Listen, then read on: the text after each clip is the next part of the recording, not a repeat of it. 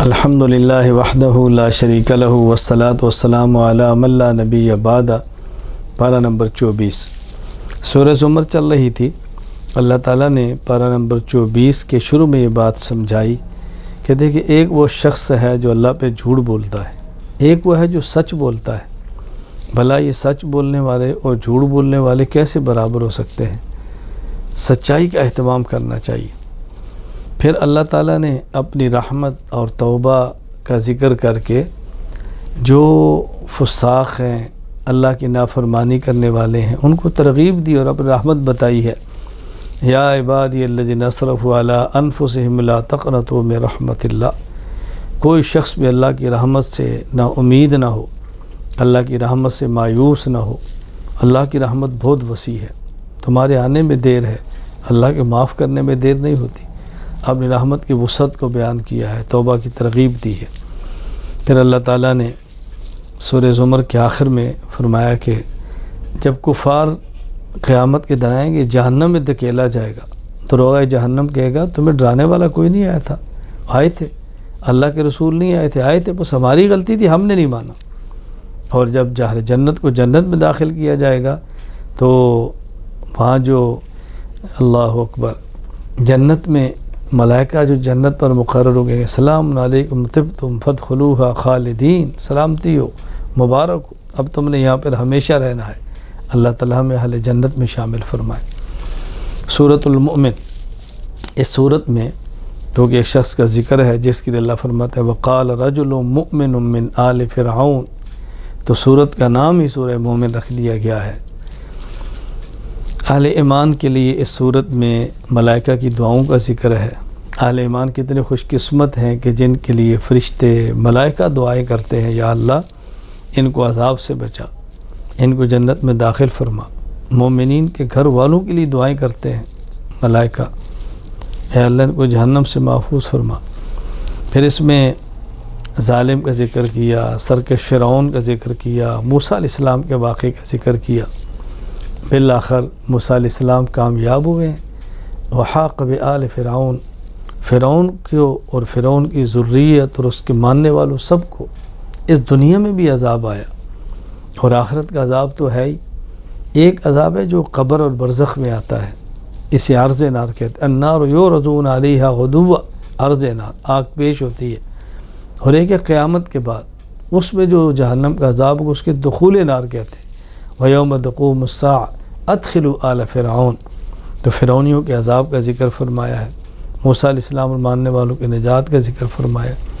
پھر یہاں اللہ تعالیٰ نے وعدہ کیا ہے کہ ہم اپنے نبیوں کی، ان پر ایمان لانے والوں کی مدد اور نصرت کرتے ہیں۔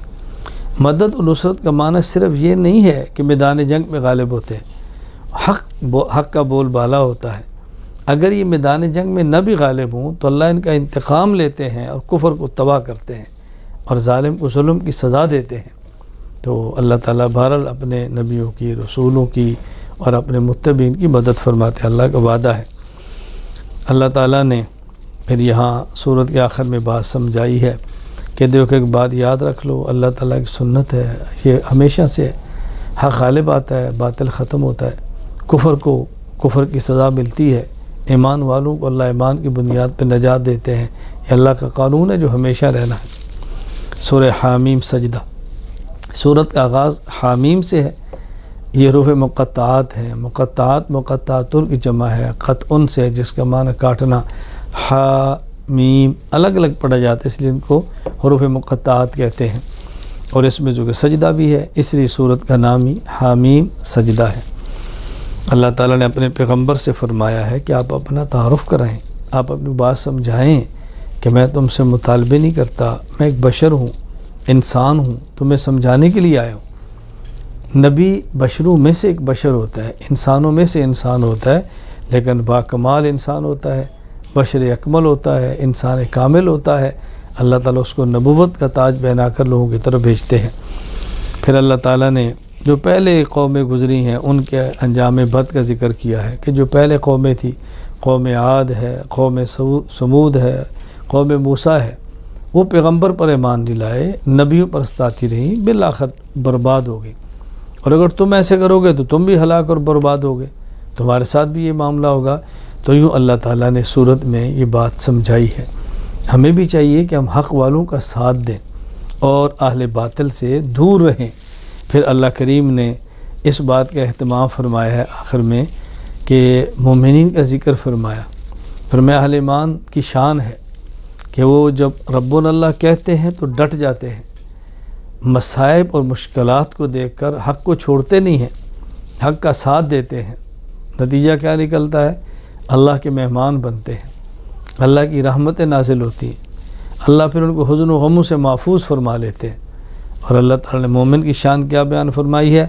فَمَنْ أَحْسَنُ قَوْلًا مِّمَّنْ دَعَا إِلَى اللَّهِ وَعَمِلَ صَالِحًا وَقَالَ إِنَّنِي مِنَ الْمُسْلِمِينَ۔ دنیا میں اصل تو وہ شخص ہے جو دین کی بات کرے، اچھی بات کرے، اور پھر اپنے اوپر بھی اس کو فخر ہو کہ میں بھی مومن ہوں، وقال اننی، میں بھی مومن ہوں، اور اس کو احساس ہو کہ میں اہل حق میں سے ہوں۔